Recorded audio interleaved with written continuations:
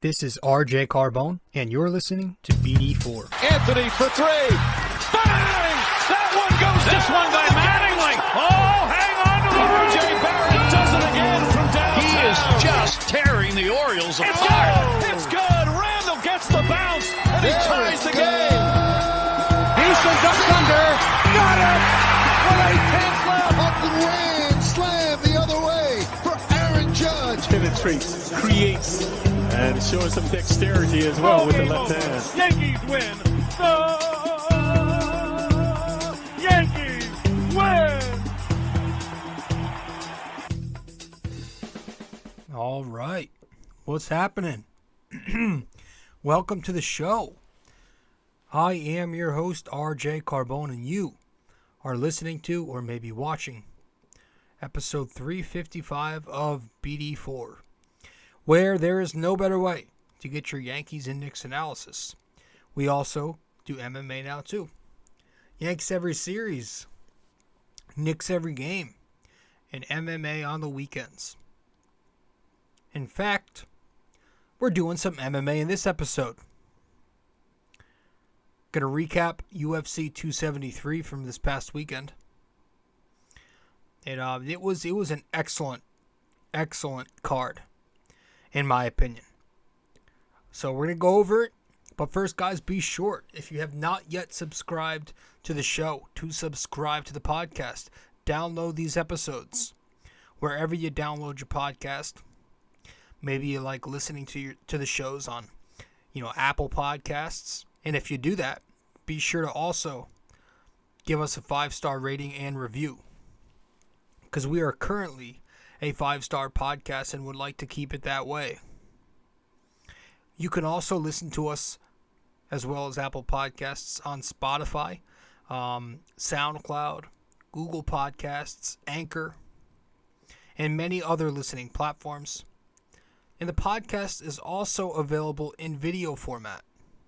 So if you want to watch the podcast, you can find it on YouTube and Spotify. Subscribe to the YouTube channel if you haven't yet. Share this with your friends if you'd like.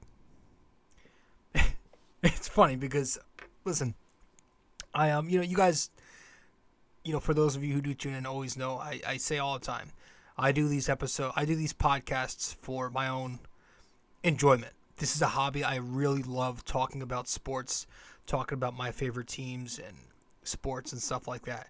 It's a hobby. Getting paid what I do is secondary. And I would say tertiary, not even. It's just a bonus, is, having a large following. It's funny because I got myself into one of those comment section kerfluffles earlier today. Not really from my side, but it was like something about the UFC, and it was about the Cain Velasquez thing, and everybody apparently in the comment section was doing the hashtag free Cain, and this one kid goes, "You're all insane," or whatever. He said something about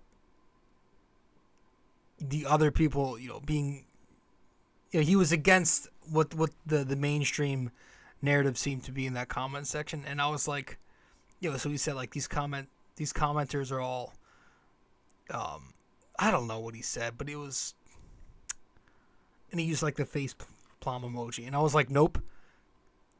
And then he goes, "Oh, your podcast sucks." And I'm like, what does that have to do with anything, man? He goes on my page, looks at my podcast, and he looks at every single one of my stories. And I'm like, dude, I was just saying that, I don't think these commenters are dumb for siding with Cain Velasquez here.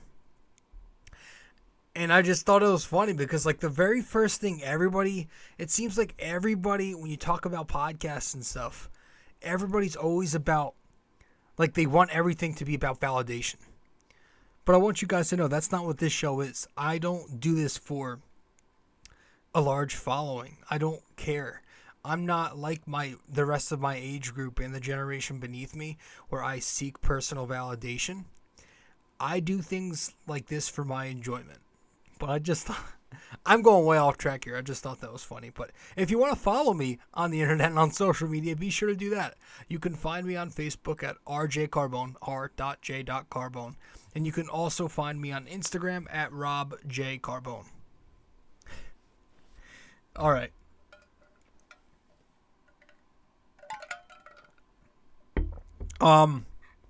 Yeah, we're going to talk about it. We're going to go over UFC 273. This will probably be a two-part thing, because I still plan on having a guest on the show this upcoming weekend to talk about the UFC 273 event. I'm probably going to have Anthony join us. Anthony has been on the show a few times before, so he'll join us again, and that'll most likely happen this weekend, talking about UFC 273. But I'm going to do a little solo cast for this one, talk about 273 and recap everything, give my opinion. So let's get to it. Let's not waste any further of your time. Head to our first break. Get back. We'll start things up with the NYY-NYK-MMA question of the day. And then from there, we will get to it. Stay with us.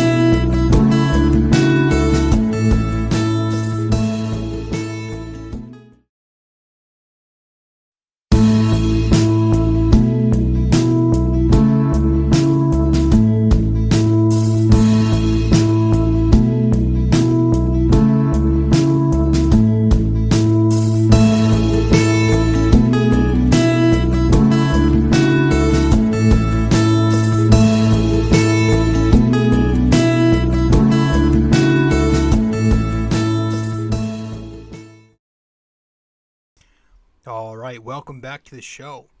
You are listening to episode 355 of the podcast. Welcome to BD4, where there is no better way to get your Yankees and Knicks analysis.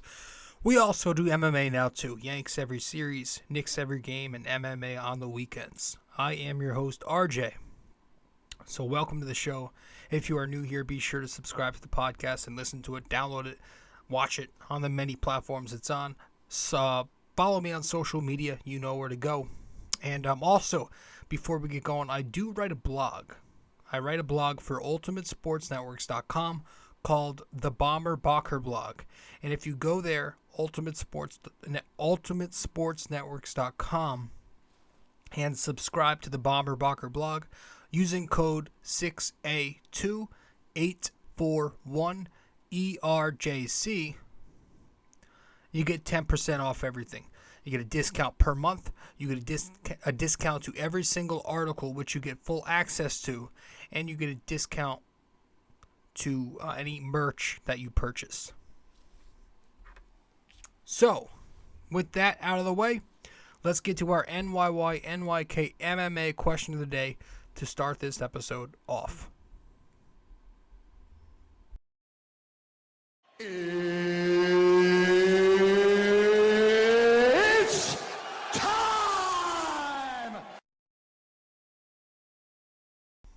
All right. So, for this episode, our NYY-NYK-MMA question of the day is, it's going to be a true or false question. True or false? In Max Holloway's UFC debut, he defeated Dustin Poirier. True or false? In Max Holloway's UFC debut, he defeated Dustin Poirier. Let me know the answer wherever you can reach me. You know where to go. If you attempt to guess the answer but do not get it correct, I will at least let you know what the answer is in the next episode. If you do get it correct, I will give you a shout out in the next episode in front of all two of my listeners. Actually, the dude I was talking to gave me a lot more credit than I actually deserve. He said, enjoy all 15 of your listeners. I'm like, dude, I don't even get 15. I get about 2.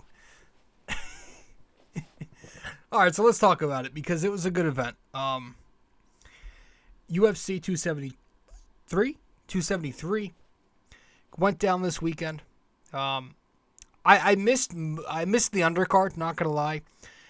There are a couple of fights I did want to see too on the undercard. I missed the Aspen Ladd fight; she lost. I missed a couple of other fights too. But I had a family event going on. But the thing about that is after I came home, we had some relatives come by with us, and a bunch of us were watching the UFC main card. Usually it's just me, and I'll invite my friend, or I'll go down to my friends down the street. My whole family was into it. My dad actually watched. He watched the Kobe Masvidal pay-per-view event, and my father wanted to watch this one too. So everybody was around watching this. I invited my best friend over. My cousin came by, actually Anthony, who's going to join us this weekend. I don't see him often, so he was up for the event, and then he came by to watch watch the pay-per-view. And it was it was tremendous, man. I really enjoyed this show. The first, I don't remember much about the Marco Madsen fight, but he did win. And I remember it being a fun fight to watch. But it really started getting fun in the final 4 fights of the main card. Mackenzie Dern with the victory over Tasha Torres via split decision. Of course, that was a great one to watch. Mackenzie's a beast. She is. But this was a very entertaining fight. Very close. I was excited for this one because, first of all, I'm a huge fan of Mackenzie. I follow her on Instagram. She's a great fighter. I've seen her last, I want to say, 2 or 3 fights now. 3 fights at least. But, you get to the press conference on Thursday. And that was hilarious because it was just, it's good in comparison because you got the men trash talking who are very aggressive, very harsh, and will go to any lengths, say whatever. And they're mean about it. They're going to be assholes, which you love. And then you get to you had Mackenzie and Tasha with very soft, subtle, very respectful trash talk. It was almost adorable because they were smiling at each other as they were doing it. And but it was it was a good press conference. And then it led up to a great fight. I thought it was a wonderful, wonderful fight. I really did. Now, I like both fighters, but I was rooting for Mackenzie. It sucked because I didn't bet. This was a rare pay-per-view event that I did not bet on. In the first 4 fights that I saw, Mackenzie, Chimaev, and the 2 main events, Aljo, and then the Volkanovski fight.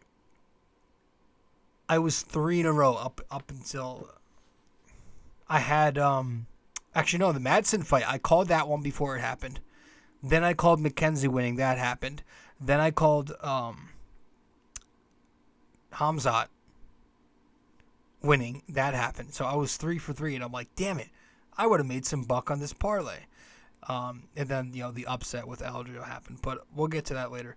Anyways, Dern's a legit beast. Her jiu-jitsu is so sharp.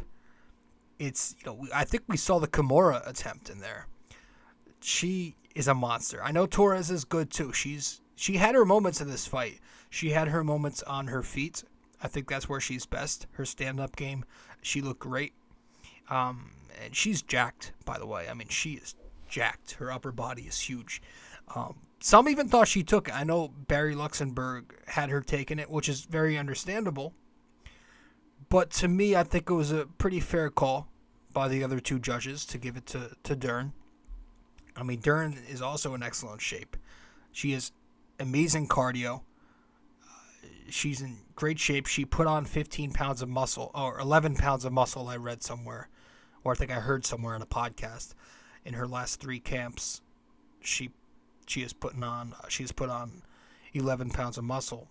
So, obviously her ground game is very impressive, especially because of that. But, the Brazilians, they can fuck you up in jiu-jitsu. And that's where she got the points. I like Torres. It would have been cool to see her get her 4th consecutive win. She was riding high with a couple of decisions and a knockout entering this show. But Dern took it. And again, I'm an even bigger fan of her. It was a good bounce back from that loss against Marina Rodriguez.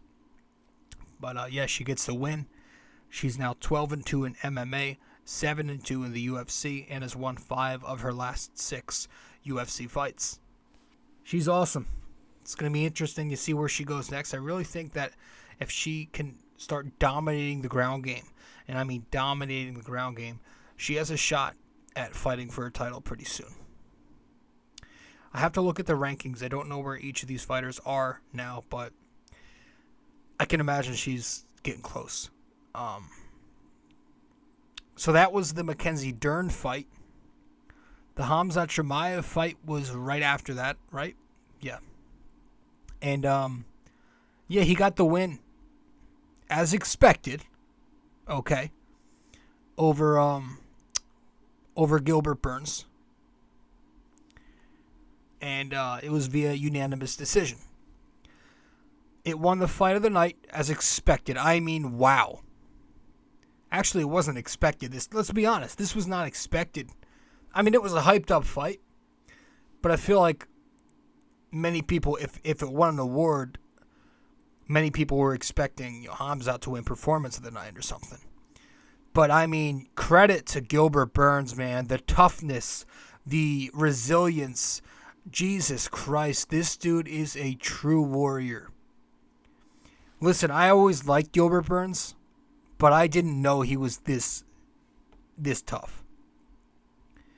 I mean, to go in there and do and sustain what he sustained, coming in as a heavy, and I mean a heavy underdog in this fight. Everybody thought Khamzat Chimaev was going to run through him, run him over. Burns kind of even looked scared. If you watch, he looked a little concerned in his walkout, it seemed. But he went in there, and he gave Khamzat Chimaev an absolute war, a bang for his buck. Round 1, Burns was kind of getting touched up a bit early, but it ends up being a 10-9 to Khamzat. Round 2 is where you really started to draw your interest, because Burns comes back and takes it in a very competitive round and goes 10-9. He threw that ridiculous right hand and landed it on Khamzat. And honestly, if Khamzat didn't have a brick chin, Gilbert wins right there via KO. Right there. Round 3 comes, and it's the final round. Another very, very close round. Both of them trading shots. And then the judges had it 10-9 in Khamzat's favor.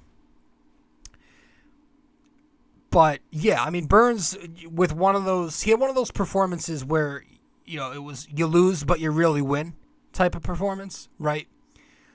The crowd was going crazy for him in his Octagon interview with Rogan. I was going crazy for him. A lot of people thought he could have won that fight. Maybe he did, some people are saying. Whatever. And what does this mean for Khamzat? Does it change the way that Khamzat Chimaev is perceived now? Because before the fight, all you heard was Khamzat Usman, Khamzat Usman, Khamzat Usman, nonstop. And, you even heard a lot about Khamzat Colby Covington, too.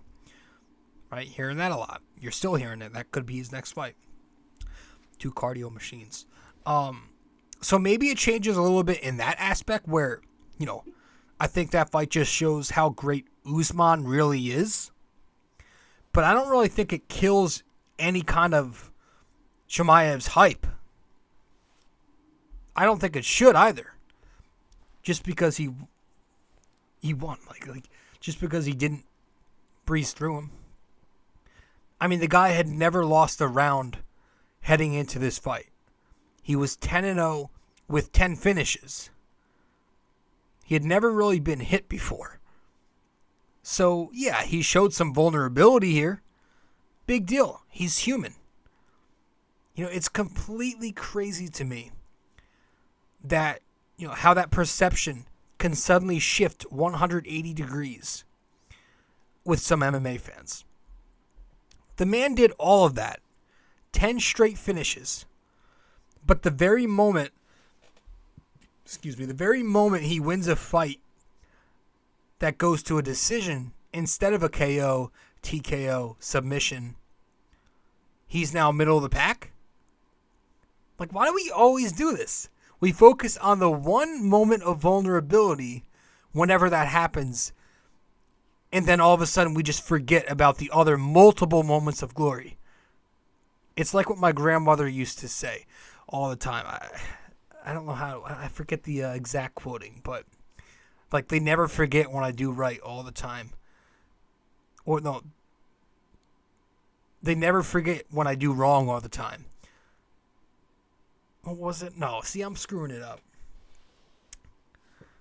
It's like, they always remember the one time I do wrong, but never the multiple times I do right. Something like that. As my grandmother was famous for saying something along those lines in the family. But yeah, I mean, I'm talking as if the guy lost. The man won. He defeated the number 2 welterweight contender, man. But we want to nitpick instead of being happy for him that he moved on to 11-0.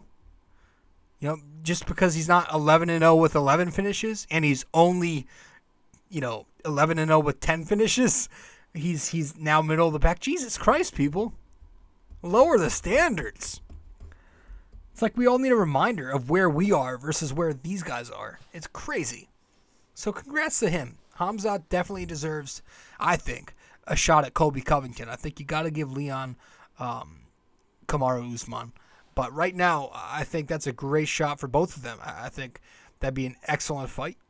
So maybe we see that maybe towards the end of the summer or in the fall.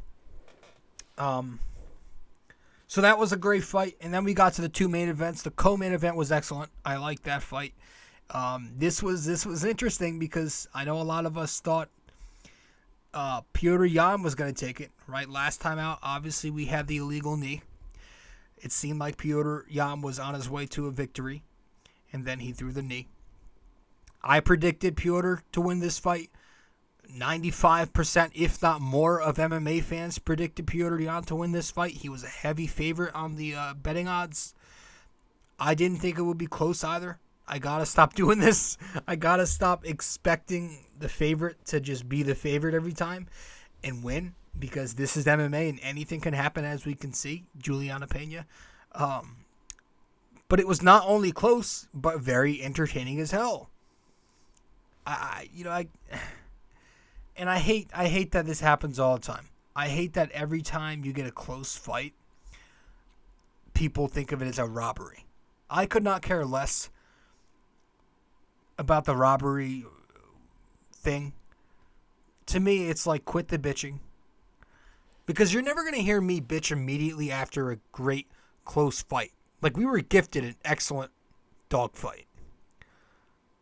Because I don't watch MMA as a fanboy of one or the other individual. I don't watch from a biased perspective like I do baseball with the Yankees as my team I want to win, or basketball with the Knicks. I watch MMA as a fan of the fight itself. I don't pick a fighter and root for them 99% of the time. So, whatever. I watch this fight just watching greatness in front of me, watching great fighters fight. I didn't watch it from with emotion towards one fighter. I'm not saying, that Yan... I'm not saying you're crazy if you think Yan should have won, but I'm saying we need to cut it out with the word robbery and stop using that term so loosely. But I believe this, was scored, I think it was rounds 1-3 going to Aljo, and then 4-5 went to Yan. Round 1, it was super close. I think that was that was the swing round of this fight. It was round 1. That was really what decided who won this fight. The judges went 10-9 in Aljo's favor. I was listening to the Anik and Florian podcast earlier today. And today, I mean Tuesday, April 13th. As you're listening to the show, it's the 14th on a Wednesday. I was listening to Anik and Florian, and they usually have Ray Longo on, and he was on.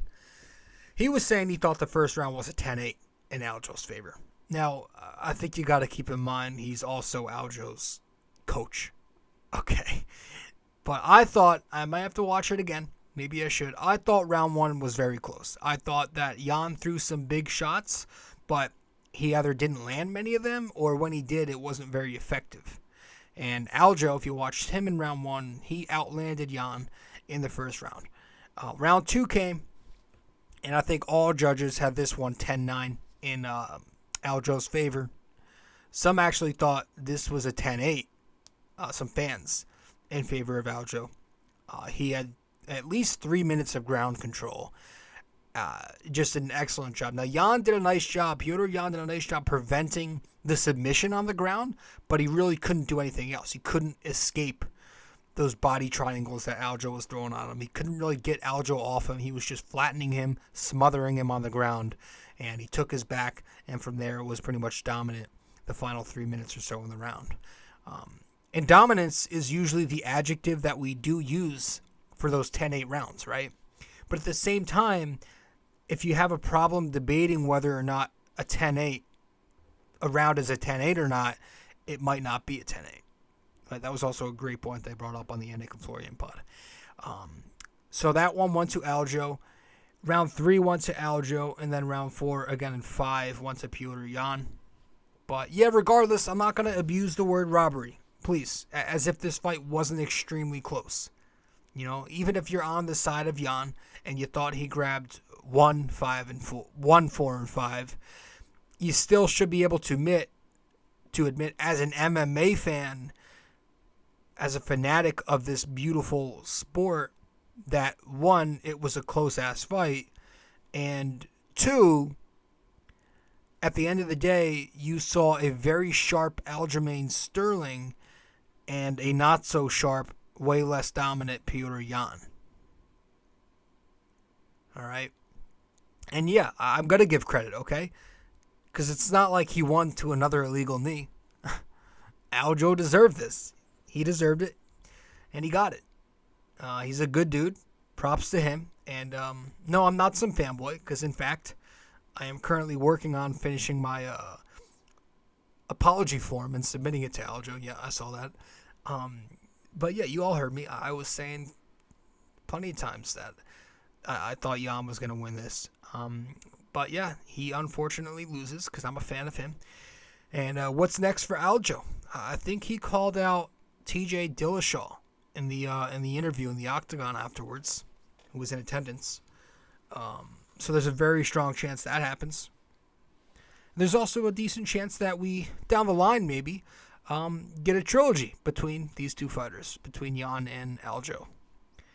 So I loved it. I definitely enjoyed it. I thought it was great. We're going to head to break. When we get back, we'll touch on the main event, which wasn't as exciting as these fights leading up to it, but it was a good event nonetheless.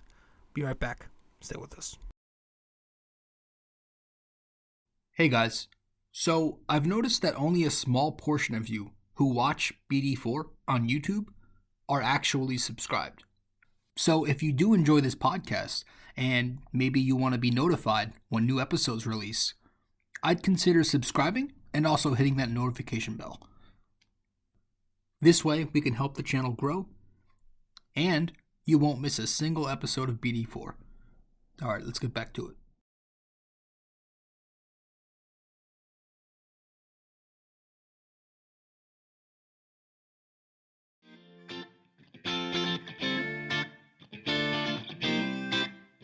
So, if you guys want to follow me on social media, be sure to do so right now.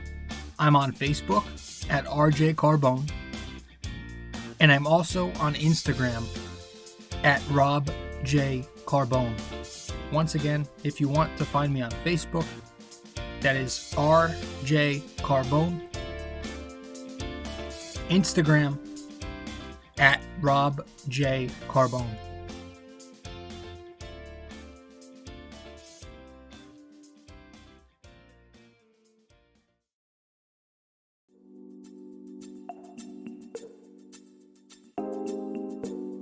So BD4 is on so many platforms to listen to. You can listen to us on Apple Podcasts, Google Podcasts, SoundCloud. You can listen to us on Spotify. You can find us on our sponsor, Anchor, and many other listening platforms as well, wherever you get your podcast. But we are also available to watch on YouTube. So if you want to watch us on YouTube, go subscribe there. But if you prefer to listen to us, again, many listening platforms. Just be sure to subscribe, download, give us a rating, a review, comment, share the podcast, and all that fun stuff. This is BD4, where there's no better way to get your Yankees and Knicks analysis. Welcome back to the show. You are listening to episode 355 of BD4, where there's no better way to get your Yankees and Knicks analysis. We also do MMA now too. Yankees every series, Knicks every game, and MMA on the weekends. MMA Saturday, UFC 273 recap. That is the name of this episode. Hope you guys are enjoying it. And let's talk about this Volkanovski fight, because he won. As expected, he defeated the Korean Zombie via TKO, and I know a lot of people probably had him getting the knockout victory, so congrats to those who did win money on that. But yeah, Volk was coming off a remarkable victory versus Brian Ortega last year. Probably my favorite fight ever to witness as an MMA fan. It was stupid good, that Ortega-Volkanovski fight. Close to the Justin Chandler fight, but I missed some of that fight, unfortunately. But yeah, Volk right away kind of just make an impact. He comes out firing away right out the gate, landing everything. Excuse me. Yeah, a high volume of punches. Just really mixing up his attack, and his footwork was fantastic. Korean Zombie wasn't really landing anything. And so eventually he just gets, he gets knocked out, and Volk wins in the fourth round. Zombie's corner was actually debating, they were debating on the telecast too, if he should have even came back out for the fourth round. And nonetheless, not too long into the round, Herb Dean sees that he had nothing left, sees that he was beat to a pulp, and he stops the fight. So props to Herb Dean. And, Volk is a freak. I think everybody expected this. I feel like he is still very underrated among the pound-for-pound best fighters in the sport, in the promotion. You hear about Usman, rightly so. You hear about Izzy Adesanya, rightly so. But even guys ranked, underneath Francis, Oliveira, Holloway, I feel like get way more attention than Volkanovski for some reason. The guy's a beast, and he deserves to get his credit. He is a pound-for-pound, one of the pound-for-pound best fighters in this promotion. I don't understand it. But speaking of Max Holloway, I think that's got to be next, right? That has to be. Definitely have to set that up if you're Dana White. Dana said he didn't know when he was asked about it in the presser, but I think we're gonna see it. It's a shame that it wasn't this card that we got it because of the injury. It was supposed to be Holloway, Volkanovski, but Max got hurt, and he didn't recover in time to even be named as a backup fighter for the fight. But it would have made it much more electric. Could you imagine that on top of everything else? But yeah, it would have been cool. We can all agree Zombie probably didn't belong. Probably had no business being in the octagon with Volk there. As much as I respect Korean Zombie, he is older, and he's not Volkanovski level. But hey, it makes for more excitement going forward, right? Makes for a lot more excitement going forward to know that we have that probably sometime in the near future. But we also have some good-ass pay-per-views coming up too, man. I'm talking like really good ones. We've got UFC 274 next month, which is obviously headlined by Oliveira, Justin Gaethje. That's going to be a war. The co-main to that event is Rose Namajunas and Esperanza. That's going to be awesome. I'm a big Rose Namajunas fan. Rose is awesome. Then you got Chandler Ferguson, which is also going to be a dogfight. I can already see how that's probably going to decision because none of these guys want to get knocked out. Cowboy Cerrone's on that card. I think he's on the main event, the first fight on the main card. Brandon Roywall's on that card. He's in a prelim fight. UFC 275 is also a pretty damn good card. You've got Teixeira and Jiri headlining that in the main event. You've got Valentina coming back to defend her title again against Santos. You know, everybody was all jumping on Amanda Nunes when she got Pena matched up. You never know. But I think Valentina, in my opinion, is the greatest of all time in women's MMA. If not right there underneath Amanda. But she's definitely the greatest right now in current MMA. Then you have Whitaker and Vettori on that same card. That's a hell of a fight. I'm a big Vettori fan. Whitaker's obviously, Bobby Knuckles is the man. Everybody likes him. And the fight night this weekend is going to be pretty entertaining. I'm definitely tuning into that. Belil, remember the name, Muhammad, will be fighting Vicente Luque in the main event. So, yeah, I'm excited, man. I think there's some good ones coming up. So, good weekend. Very strong card. I expect it to only get better this year. The UFC is on top of the game right now. So, that's it. Let's head to our final break, and then we'll wrap this thing up with our we'll wrap this thing up with RJ's parlay. Gonna talk about tonight's parlay. Be right back. Stay with us. Hey guys, I hope you're enjoying this episode. But first, I also want to let you know I have another blog. The blog I'm writing for is on ultimatesportsnetworks.com, titled The Bomber Bocker Blog. If you want to go subscribe to this blog, you should do so using my promo code 6A2841ERJC. Using that, you'd get a discount, $7.99 a month, to get the best Knicks and Yankees opinionated content around. Once again, guys, the Bomber Bocker blog on ultimatesportsnetworks.com using promo code 6A2841ERJC, $7.99 a month.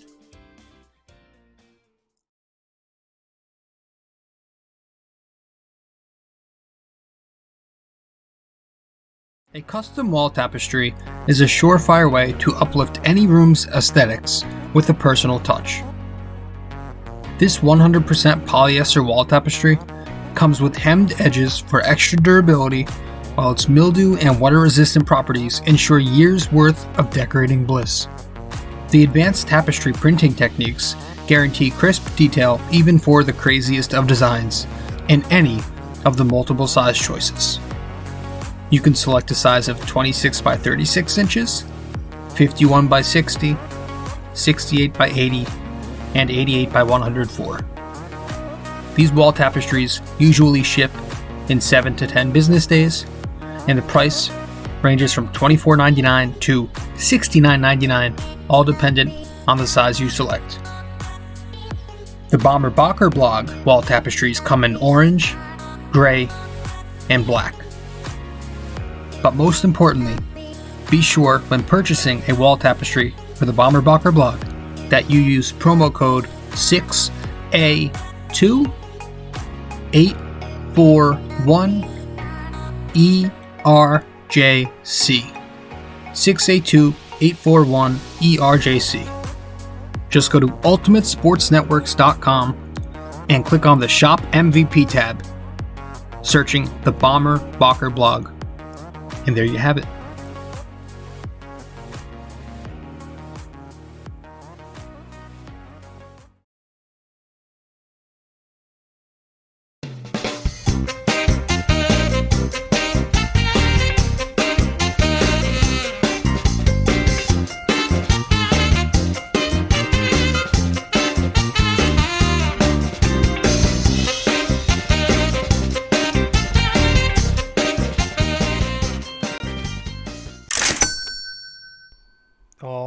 welcome back to the show. You are listening to episode 355 of BD4. Welcome to RJ's Parlay, where my degenerate self breaks down tonight's big parlay. If I miss, it's not surprising. If I hit, I'll probably lose it all tomorrow night, because that's how this works. Welcome to RJ's Parlay. Tonight's big parlay. Well, we had it on the San Diego Padres San Francisco Giants game. And it was like there was a promo boost on one of the betting platforms. I think it was DraftKings I did this one on. And I had 3 out of 4 hit. I cashed on 3 out of 4. But 3 out of 4 is never good enough in a parlay. So it ended up being a bust. We had San Diego money line. We had the alternate over on 4.5 runs. We had Cobb over 1.5 alternate strikeouts. And we had Brandon Belt over 0.5 hits. We hit each of them except for obviously the San Diego money line. I think the Padres, they were down 10-1 or 10-2 after the first inning. And it ended up being, the final score was 13-2. So they lost that game. Wasn't close there. But yeah, that's it for tonight's parlay. And that's it for tonight's episode. So thank you for tuning in. I appreciate you tuning in. I always do. Again, you're listening to episode 355 of BD4. I'm your host, rjcarbone. Hope you enjoyed the show. And I hope you have a great rest of your day. Again, as I am recording, it is Tuesday, April 12th. Sorry, I might have said the wrong date earlier. As I'm recording, it's Tuesday, April 12th. As you are listening, it is Wednesday, April 13th. That is correct. So, that's it, guys. Thank you for tuning in. Don't forget to subscribe. Download this episode wherever you download your podcasts. Share it with your friends on social media. And also follow me on social media. And be sure to subscribe to my blog as well. You know where all that is. Thanks, guys, and I'll see you in the next one. All right, ciao.